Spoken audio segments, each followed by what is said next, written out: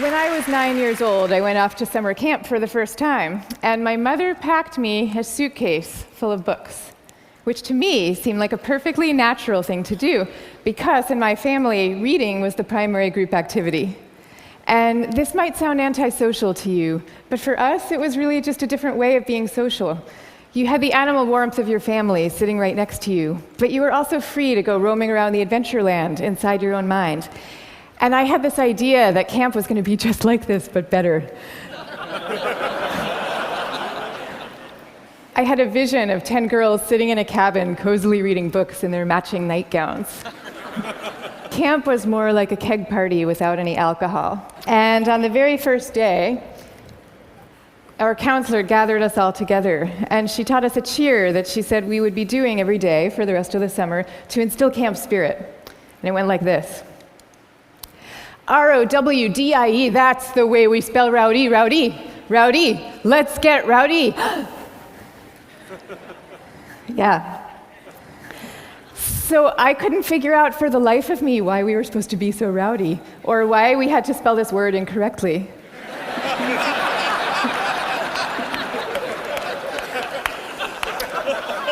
But I recited the cheer along with everybody else. I did my best.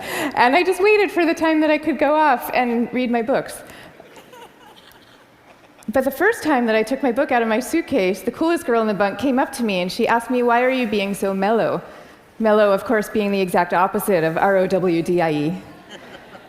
And then the second time I tried it, the counselor came up to me with a concerned expression on her face, and she repeated the point about camp spirit and said we should all really work very hard to be outgoing.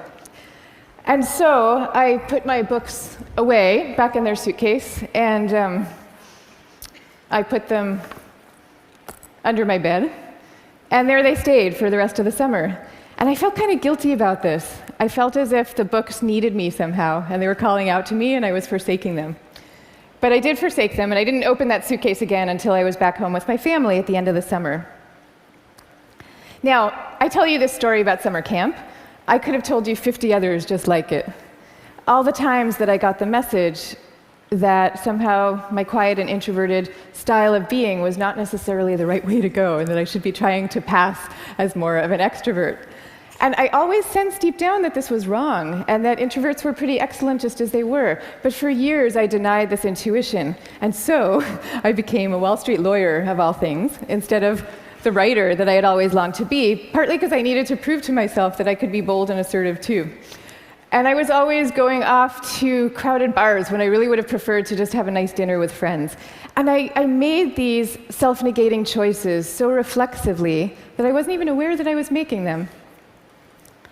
Now, this is what many introverts do, and it's our loss for sure, but it is also our colleagues' loss and our community's loss, and at the risk of sounding grandiose, it is the world's loss, because when it comes to creativity and to leadership, we need introverts doing what they do best. A third to a half of the population are introverts. A third to a half. So that's 1 out of every 2 or 3 people you know. So even if you're an extrovert yourself, I'm talking about your coworkers and your spouses and your children and the person sitting right next to you right now. All of them subject to this bias that is pretty deep and real in our society. We all internalize it from a very early age without even having a language for what we're doing. Now, to see the bias clearly, you need to understand what introversion is. And it's different from being shy. Shyness is about fear of social judgment. Introversion is more about how do you respond to stimulation, including social stimulation. So extroverts really crave large amounts of stimulation, whereas introverts feel at their most alive and they're most switched on and they're most capable when they're in quieter, more low-key environments. Not all the time, these things aren't absolute, but a lot of the time.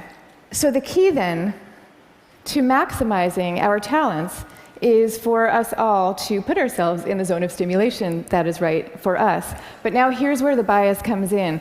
Our most important institutions, our schools and our workplaces, they are designed mostly for extroverts, and for extroverts' need for lots of stimulation. And also, we are living through this belief system. We have a belief system right now that I call the new groupthink, which holds that all creativity and all productivity comes from a very oddly gregarious place. So if you picture the typical classroom nowadays, When I was going to school, we sat in rows. We sat in rows of desks like this, and we did most of our work pretty autonomously. But nowadays, your typical classroom has pods of desks of 4 or 5 or 6 or 7 kids all facing each other. And kids are working in countless group assignments, even in subjects like math and creative writing, which you would think would depend on solo flights of thought. Kids are now expected to act as committee members. And for the kids who prefer to go off by themselves or just to work alone, those kids are seen as outliers often, or worse, as problem cases. And the vast majority of teachers reports believing that the ideal student is an extrovert as opposed to an introvert, even though introverts actually get better grades and are more knowledgeable, according to research. Okay, same thing is true in our workplaces. Most of us work in open-plan offices without walls, where we are subject to the constant noise and gaze of our coworkers. And when it comes to leadership, introverts are routinely passed over for leadership positions, even though introverts tend to be very careful, much less likely to take outsized risks, which is something we might all favor nowadays. And interesting research by Adam Grant at the Wharton School has found that introverted leaders often deliver better outcomes than extroverts do, because when they are managing proactive employees, they're much more likely to let those employees run with their ideas, whereas an extrovert can quite unwittingly kind of get so excited about things that they're putting their own stamp on things, and other people's ideas might not as easily then bubble up to the surface. Now, in fact, some of our transformative leaders in history have been introverts. I'll give you some examples. Eleanor Roosevelt, Rosa Parks, Gandhi, all these people describe themselves as quiet and soft-spoken and even shy. And they all took the spotlight, even though every bone in their bodies was telling them not to. And this turns out to have a special power all its own, because people could feel that these leaders were at the helm, not because they enjoyed directing others, and not out of the pleasure of being looked at. They were there because they had no choice, because they were driven to do what they thought was right. Now, I think at this point it's important for me to say that I actually love extroverts. I always like to say some of my best friends are extroverts, including my beloved husband. And we all fall at different points, of course, along the introvert-extrovert spectrum. Even Carl Jung, the psychologist who first popularized these terms, said that there's no such thing as a pure introvert or a pure extrovert. He said that such a man would be in a lunatic asylum if he existed at all. And some people fall smack in the middle of the introvert-extrovert spectrum, and we call these people ambiverts. And I often think that they have the best of all worlds. But many of us do recognize ourselves as one type or the other. And what I'm saying is that culturally, we need a much better balance. We need more of a yin and yang between these two types.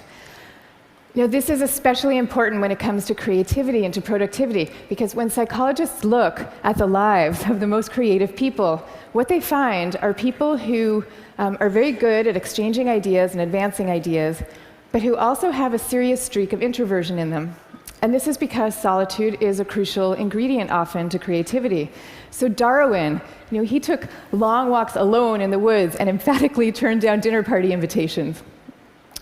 Theodore Geisel, better known as Dr. Seuss, he dreamed up many of his amazing creations in a lonely bell tower office that he had in the back of his house in La Jolla, California. And he was actually afraid to meet the young children who read his books for fear that they were expecting him to be this kind of jolly Santa Claus-like figure and would be disappointed with his more reserved persona. Steve Wozniak invented the first Apple computer sitting alone in his cubicle in Hewlett-Packard, where he was working at the time. And he says that he never would have become such an expert in the first place had he not been too introverted to leave the house when he was growing up.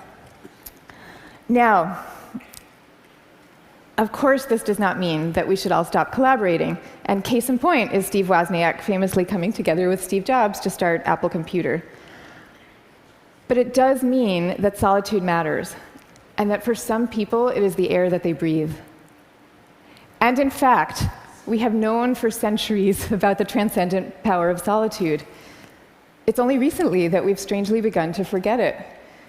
If you look at most of the world's major religions, you will find seekers, Moses, Jesus, Buddha, Mohammed, seekers who are going off by themselves, alone, to the wilderness, where they then have profound epiphanies and revelations that they then bring back to the rest of the community. So no wilderness, no revelations. This is no surprise, though, if you look at the insights of contemporary psychology. It turns out that we can't even be in a group of people without instinctively mimicking their opinions, even about seemingly personal and visceral things like who you're attracted to. You will start aping the beliefs of the people around you without even realizing that that's what you're doing.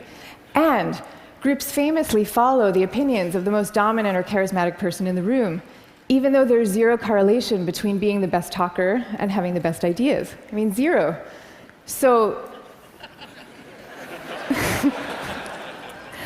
you might be following the person with the best ideas, but you might not. And do you really want to leave it up to chance? Much better for everybody to go off by themselves, generate their own ideas, freed from the distortions of group dynamics, and then come together as a team to talk them through in a well-managed environment and take it from there. Now, if all this is true, then why are we getting it so wrong? Why are we setting up our schools this way and our workplaces? And why are we making introverts feel so guilty about wanting to just go off by themselves some of the time?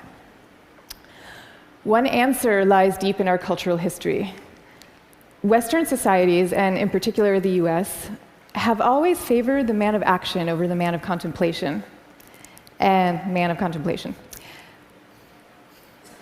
But in America's early days, we lived in what historians call a culture of character, where we still, at that point, valued people for their inner selves and their moral rectitude. And if you look at the self-help books from this era, they all had titles with things like character, the grandest thing in the world. And they featured role models like Abraham Lincoln, who was praised for being modest and unassuming. Ralph Waldo Emerson called him a man who does not offend by superiority. But then we hit the 20th century, and we entered a new culture that historians call the culture of personality. What happened is we had evolved from an agricultural economy to a world of big business. And so suddenly people are moving from small towns to the cities. And instead of working alongside people they've known all their lives, now they are having to prove themselves in a crowd of strangers. So quite understandably, qualities like magnetism and charisma suddenly come to seem really important. And sure enough, the self-help books change to meet these new needs, and they start to have names like How to Win Friends and Influence People, and they feature as their role models really great salesmen. So that's the world we're living in today. That's our cultural inheritance. Now, none of this is to say that social skills are unimportant. And I'm also not calling for the abolishing of teamwork at all. The same religions who send their sages off to lonely mountaintops also teach us love and trust. And the problems that we are facing today in fields like science and in economics are so vast and so complex that we are going to need armies of people coming together to solve them, working together. But I am saying that the more freedom that we give introverts to be themselves, the more likely that they are to come up with their own unique solutions to these problems. So now, I'd like to share with you what's in my suitcase today.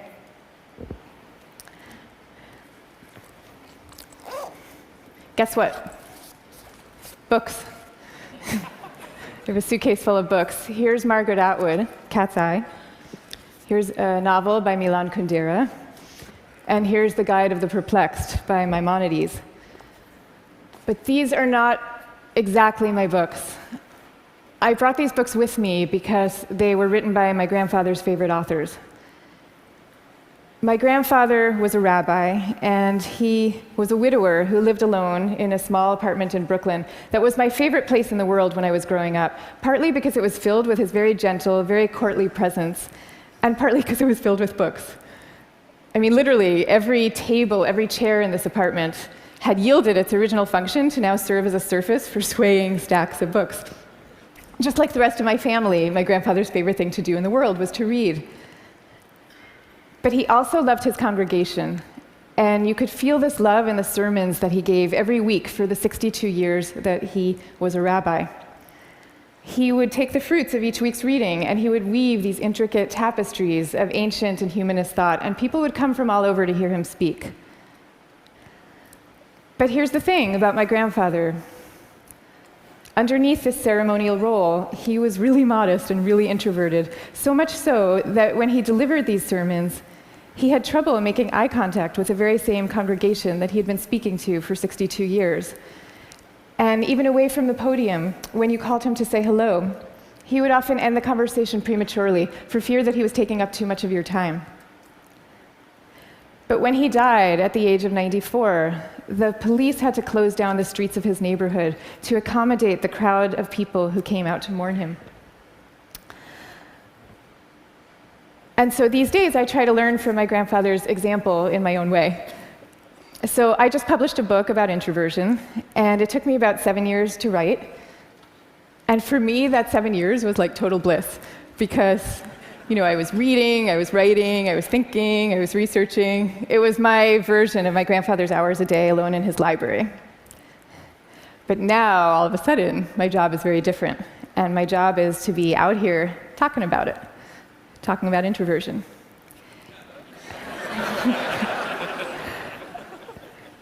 And that's a lot harder for me, because as honored as I am to be here with all of you right now, this is not my natural milieu.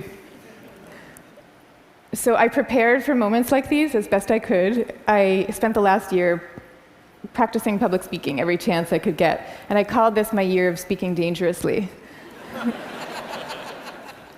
And that actually helped a lot. But I'll tell you, what helps even more is my sense, my belief, my hope, that when it comes to our attitudes to introversion and to quiet and to solitude, we truly are poised on the brink of dramatic change. I mean, we are. And so I'm going to leave you now with 3 calls for action for those who share this vision.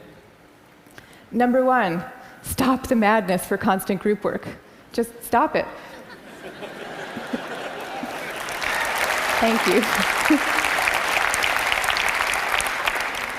And I want to be clear about what I'm saying, because I deeply believe our offices should be encouraging casual, chatty, cafe-style types of interactions, the kind where people come together and serendipitously have an exchange of ideas. That is great. That's great for introverts, and it's great for extroverts. But we need much more privacy, much more freedom, much more autonomy at work. School, same thing. We need to be teaching kids to work together, for sure. But we also need to be teaching them how to work on their own. This is especially important for extroverted children, too. They need to work on their own, because that is where deep thought comes from, in part. Okay, number 2, go to the wilderness. Be like Buddha. Have your own revelations. I'm not saying that we all have to now go off and build our own cabins in the woods and never talk to each other again. But I am saying that we could all stand to unplug and get inside our own heads a little more often. Number 3, take a good look at what's inside your own suitcase and why you put it there. So extroverts, maybe your suitcases are also full of books, or maybe they're full of champagne glasses or skydiving equipment. Whatever it is, I hope you take these things out every chance you get and grace us with your energy and your joy. But introverts, you being you probably have the impulse to guard very carefully what's inside your own suitcase. And that's okay. But occasionally, just occasionally, I hope you will open up your suitcases for other people to see, because the world needs you and it needs the things you carry. So I wish you the best of all possible journeys and the courage to speak softly. Thank you very much. Thank you. Thank you. Thank you.